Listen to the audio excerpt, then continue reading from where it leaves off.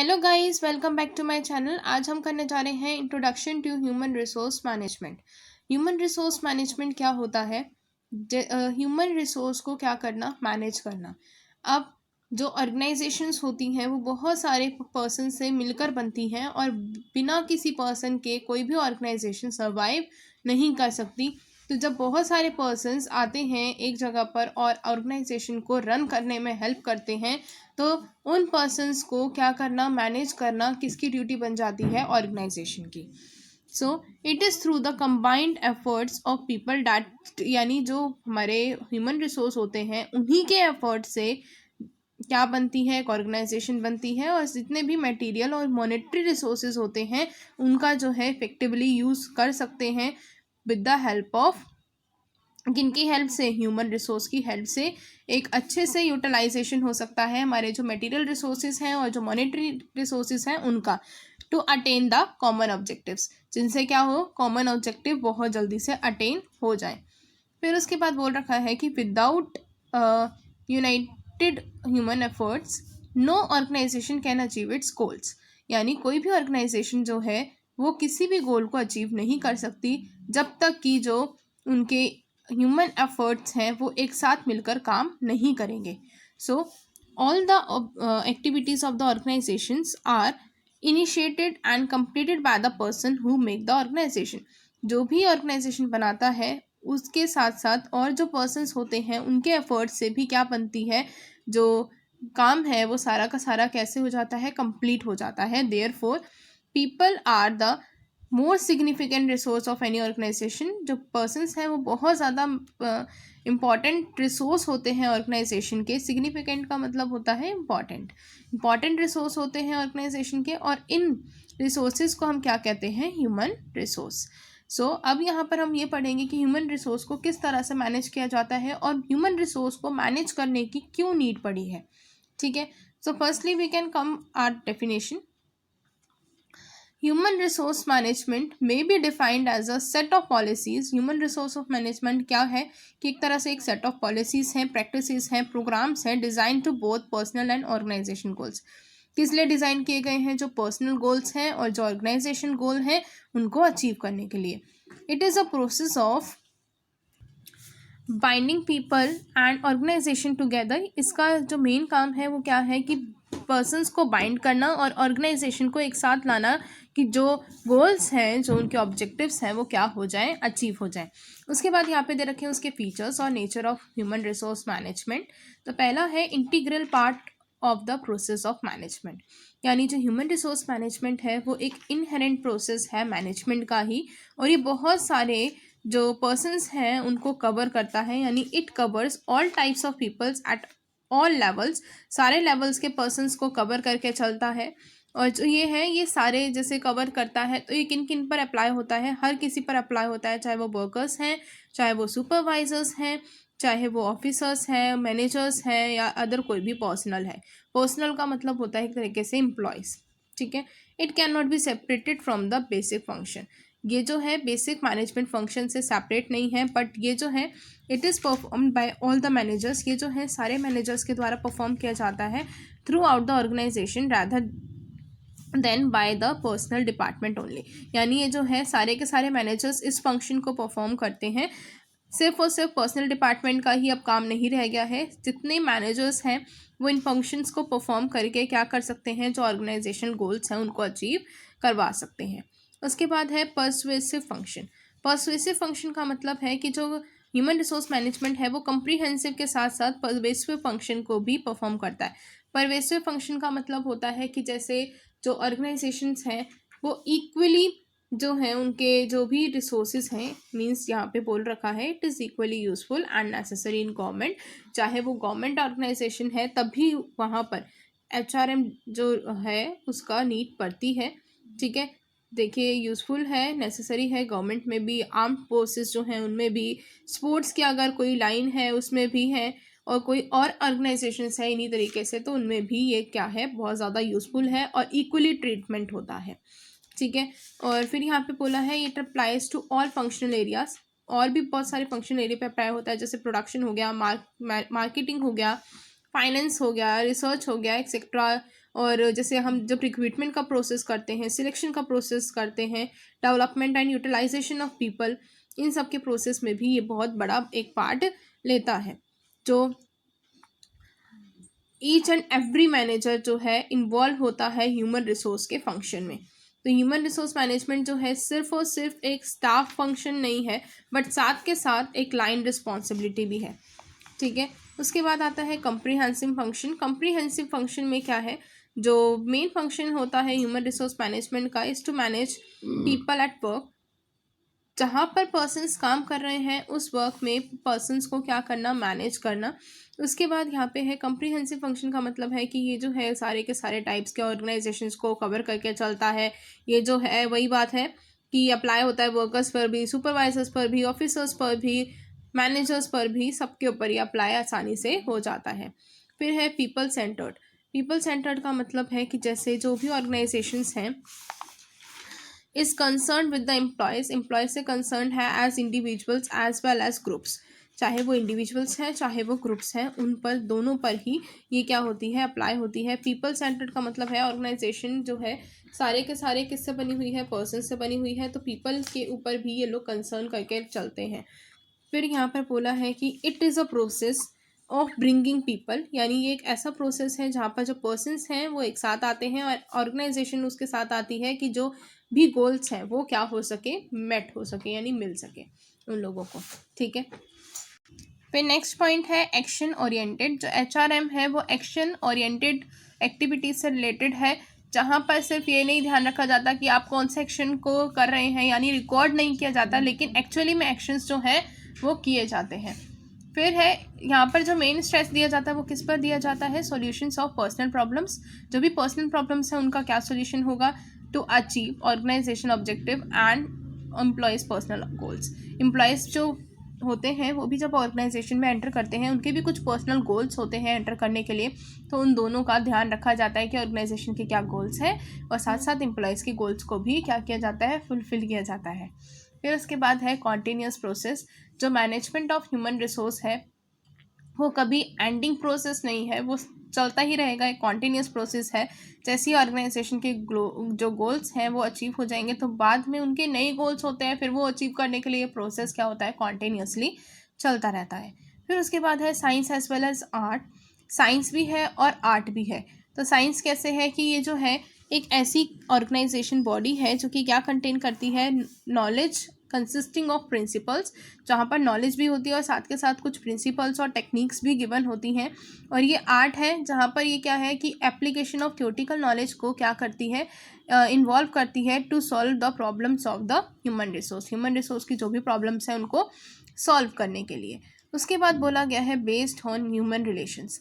ये जो है ये ह्यूमन रिलेशंस पर क्या है, बेस्ड है, यानी जो ह्यूमन जो रिसोर्सेज हैं वो क्या है, can not be dealed with the physical resource of production.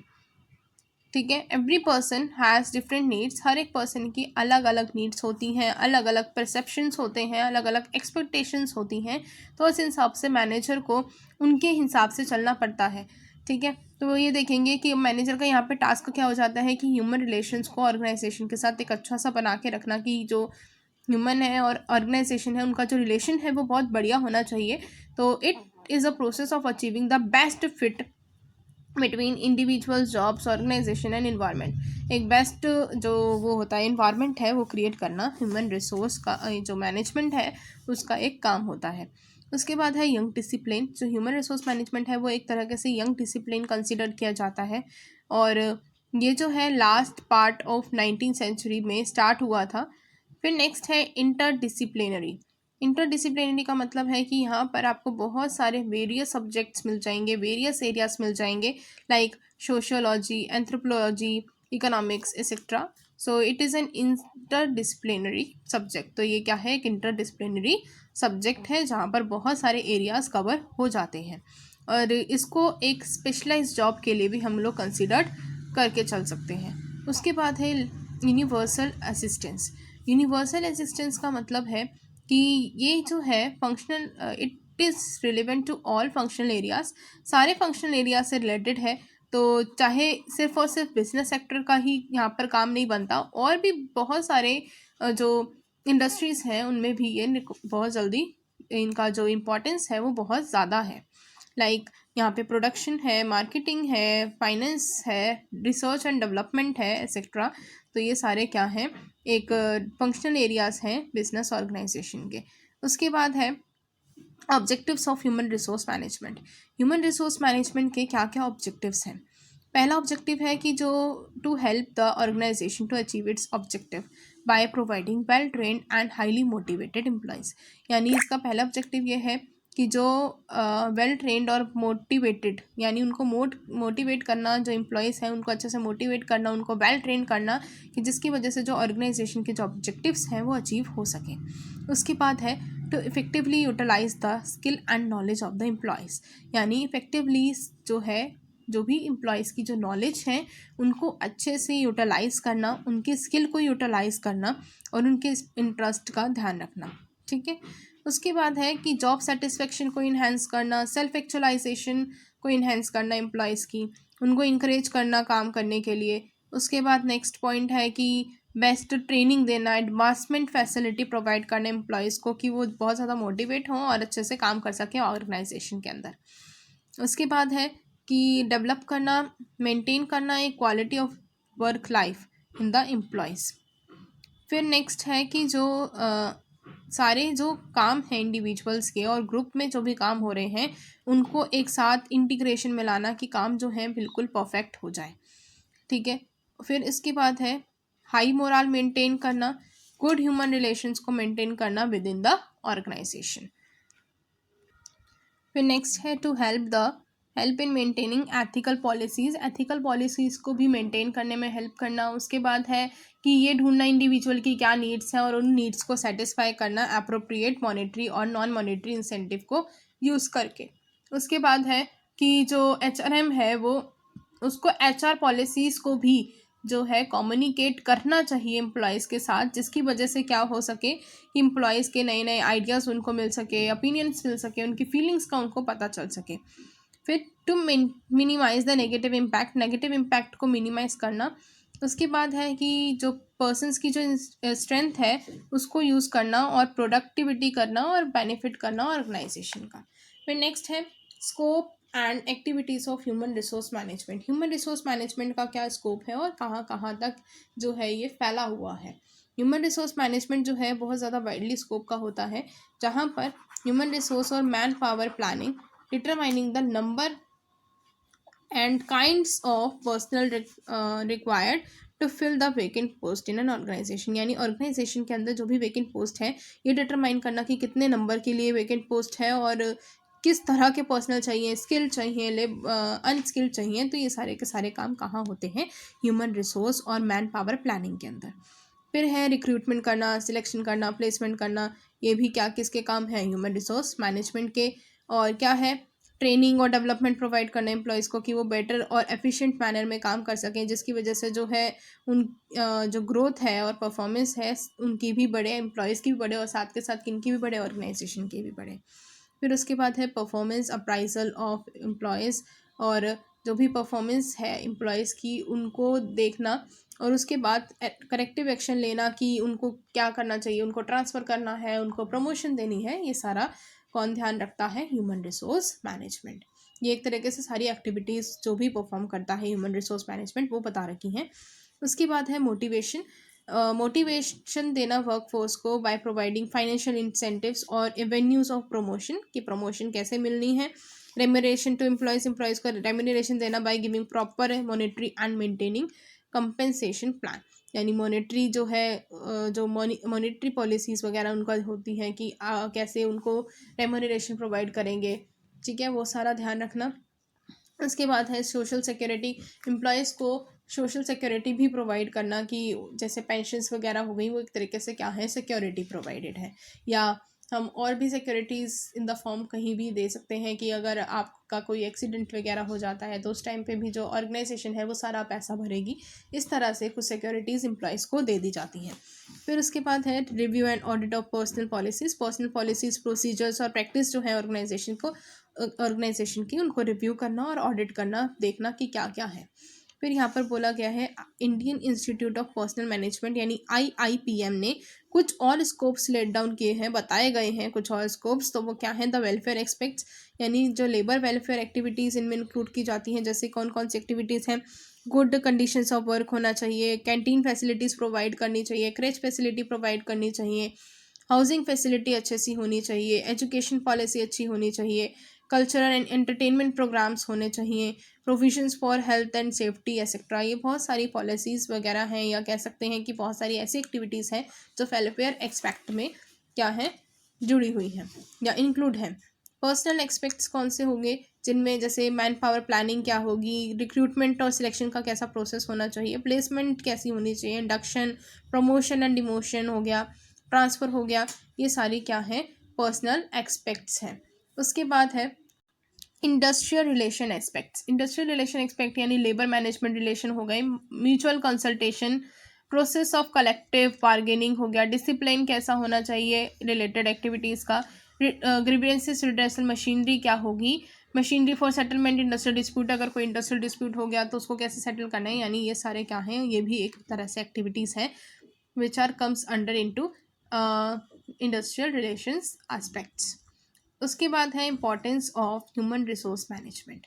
Human resource management की क्या क्या इंपॉर्टेंस है। तो पहला है ऑर्गेनाइजेशनल सिग्निफिकेंस। ऑर्गेनाइजेशनल सिग्निफिकेंस में क्या बोला गया है कि जो ह्यूमन रिसोर्स मैनेजमेंट है वो हेल्प करते हैं ऑर्गेनाइजेशन में कि जो उनके गोल्स हैं वो एफिशिएंटली और इफेक्टिवली अचीव हो सके। सो ऑर्गेनाइजेशन सिग्निफिकेंस की जो फर्स्ट सिग्निफिकेंस है वो क्या है कि अट्रैक्ट करना और रिटेन रखना, यानी जो उनके एम्प्लॉयज़ हैं उनको अट्रैक्ट करना कि अच्छे से प्लानिंग, अच्छी सी प्लानिंग कर ली, रिक्रूटमेंट अच्छा होना चाहिए, सिलेक्शन होना चाहिए, प्लेसमेंट ओरिएंटेशन, कंपेंसेशन उनको क्या मिल रहा है, प्रमोशनल पॉलिसीज़ क्या हैं। तो इन सब से क्या करना, रिक्वायर्ड जो टैलेंट है, जो उनको टैलेंट चाहिए उनको क्या करना, अट्रैक्ट करना और रिटेन करना। रिटेन करने का मतलब है उनको वहीं पर ही रखे रखना। ठीक है, अगर आपकी अच्छी पॉलिसी नहीं होगी तो जो पर्सन्स हैं, और अगर आप अच्छे से उनको पे नहीं कर रहे हैं तो दूसरी जगह पर वो शिफ्ट हो सकते हैं। तो ये इसका ध्यान रखना ह्यूमन रिसोर्स मैनेजमेंट का काम बनता है। तो फिर नेक्स्ट है developing the necessary skills and right attitude. Right attitude और जो नेसेसरी स्किल्स हैं उनको डेवलप करना थ्रू अमंग द एम्प्लॉयज़ के अंदर, लाइक किस वजह से करेंगे, ट्रेनिंग करवा देना उनकी, कोई डेवलपमेंट, परफॉर्मेंस अप्राइजल। फिर है helps in achieving the objectives of the organisation. Organisation के जो ऑब्जेक्टिव्स हैं उनको अचीव करने में हेल्प करना by effective utilisation of human resource. Human resource का इफेक्टिव यूटिलाइज हो सके थ्रू मोटिवेटिंग दैम, उनको मोटिवेट करके रखना कि जो ह्यूमन रिसोर्स हैं वो अच्छे से यूटिलाइज भी हों और जो ऑब्जेक्टिव हैं ऑर्गेनाइजेशन के वो भी क्या हो सके, अचीव हो सके। फिर इंश्योरिंग दैट द ऑर्गेनाइजेशन जो है वो क्या है, फ्यूचर टीम में कॉम्पिटेंट होए। तो उसके लिए एम्प्लॉयज़ को क्या करना, डेडिकेट करना और उनका जो है जो मोटिवेशन है वो भी बढ़ाना, साथ के साथ उनको इस तरह से ट्रेनिंग वगैरह देना कि आगे जाके वो कंपटीशन में भी, फ्यूचर में भी कंपटीशन अगर होता है तो उसमें वो क्या हो सकें, एक अच्छे एम्प्लॉयज़ की तरह, एक एफिशिएंट एम्प्लॉयज़ की तरह काम कर सकें।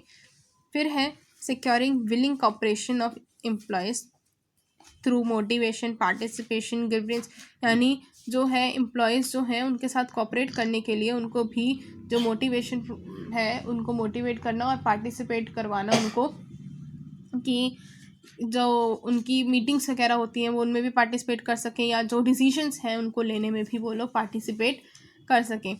उसके बाद है सोशल सिग्निफिकेंस। सोशल सिग्निफिकेंस में क्या है, जो HRM है वो lies the need of personnel man in the organisation. तो उसके बाद यहाँ पे पहला बोल रखा है कि maintaining the balance between the jobs available, यानी यहाँ पर जो है सोशल सिग्निफिकेंस में क्या है, जो भी जॉब्स हैं उनमें बैलेंस बना के रखना कि जॉब कितनी अवेलेबल हैं और जॉब सीकर्स कितने हैं। जॉब सीकर्स का मतलब है कि जो जॉब ढूंढ रहे हैं इन टर्म्स ऑफ नंबर्स, चाहे वो नंबर्स की टर्म्स में आप देखें, चाहे क्वालिफिकेशंस और नीड्स एंड एप्टीट्यूड्स। जब भी कभी रिक्रूटमेंट होता है तो वो ये देखते हैं पहले ऑर्गेनाइजेशन में कि कितने नंबर्स ऑफ एम्प्लॉयज़ जो हैं उनको चाहिए, किस तरह की क्वालिफिकेशन होनी चाहिए, किस तरह की उनकी नीड्स हैं और कितना उनके अंदर एप्टीट्यूड, मतलब कितना स्किल होना चाहिए अच्छा। उसके बाद है providing most productive employment provide करना from which socio psychological satisfaction जो है वो क्या हो सके, अचीव हो सके। उसके बाद है एलिमिनेटिंग और minimising wasteful organisations and individual practices, यानी बहुत कम वेस्ट होने देना। और उसके बाद है जो ह्यूमन रिसोर्स हैं उनकी कैपेबिलिटी को अच्छे से यूटिलाइज करना और किस में लगाना, अच्छे से ऑर्गेनाइजेशन में लगाना। फिर है प्रोफेशनल सिग्निफिकेंस। प्रोफेशनल सिग्निफिकेंस में क्या बोला गया है कि जो प्रोवाइडिंग मैक्सिमम अपॉर्चुनिटी प्रोवाइड करना फॉर पर्सनल डेवलपमेंट, कि उनकी जो एम्प्लॉयज़ हैं उनकी भी पर्सनल डेवलपमेंट हो सके। उसके बाद maintaining the dignity of personal की जो डिग्निटी है उनको भी मेंटेन करना वर्क प्लेस पर ही, जहाँ पर वो लोग काम कर रहे हैं। फिर नेक्स्ट पॉइंट है providing environment and incentives for developing and utilising creativity को यूटिलाइज करना और जो भी इंसेंटिव्स हैं उनको प्रोवाइड करके अच्छे से डेवलपमेंट भी करना। साथ ही साथ वर्क प्रॉपरली एलोकेट करना और मेंटेन हेल्थी रिलेशंस, अच्छे रिलेशन बनाना किसके बीच में, इंडिविजुअल्स और वर्क ग्रुप्स के बीच में। फिर यहाँ पे according to Lawrence Appleby ने जो है यहाँ पर क्या दिए हैं, कुछ और सिग्निफिकेंट्स दिए हैं ह्यूमन रिसोर्स मैनेजमेंट को, जैसे increase in the size and complexity of the organisation हो गया, चेंज इन द टेक्नोलॉजी में चेंज। फिर है changing professional knowledge of workers में अगर कोई चेंज आता है, यानी यहाँ पर बोला गया है कि management of human resource has become more significant, और ज़्यादा सिग्निफिकेंट हो गया है बिकॉज क्योंकि बहुत सारे रीजंस आ गए हैं कि साइज इंक्रीज हो रहा है ऑर्गेनाइजेशन का, कॉम्प्लेक्सिटी बढ़ रही है, टेक्नोलॉजी में चेंज हो रहा है, changing professional knowledge of workers की जो प्रोफेशनल नॉलेज है उनको में भी चेंज हो रहा है, ग्रोथ ऑफ ट्रेड यूनियंस, जो ट्रेड यूनियंस हैं वर्क प्लेस पे उनकी भी ग्रोथ बढ़ती जा रही है, कि जो यूनियंस हैं वो किन का ध्यान रखते हैं, वर्कर्स का ध्यान रखते हैं। फिर उसके बाद है चेंज इन गवर्नमेंट की जो लेजिस्लेशन है उनमें चेंज होना रिलेटेड टू वर्कर्स हो गया या वर्क प्लेस हो गया, उनमें चेंज आ गया है। Revolution in information and technology हो गया। फिर है चेंज इन द जॉब्स में चेंज होना या skill required for the long term man power planning हो गया, इन चीज़ों में भी क्या हो रहे हैं, चेंज हो रहे हैं। फिर है increase in the ratio of women workers in the enterprises, जो रेशियो है वुमेन और वर्कर्स की एंटरप्राइजेस में उनमें भी चेंज आ रहा है। Increase in expectations of society, जो सोसाइटी के एक्सपेक्टेशंस हैं उनमें भी चेंज आ रहा है। तो इन सारे रीजंस की वजह से भी जो HRM है उनमें बहुत ज़्यादा इंपॉर्टेंस क्रिएट हुई है कि उनको बनाना ही पड़ेगा एक तरीके से, ठीक है। अब उसके बाद है यहाँ पर इवोल्यूशन ऑफ HRM जो है हम करेंगे अपनी नेक्स्ट वीडियो में। आज हम करने जा रहे हैं सिर्फ इतना ही टॉपिक। मिलते हैं अपनी नेक्स्ट वीडियो में, बाय बाय।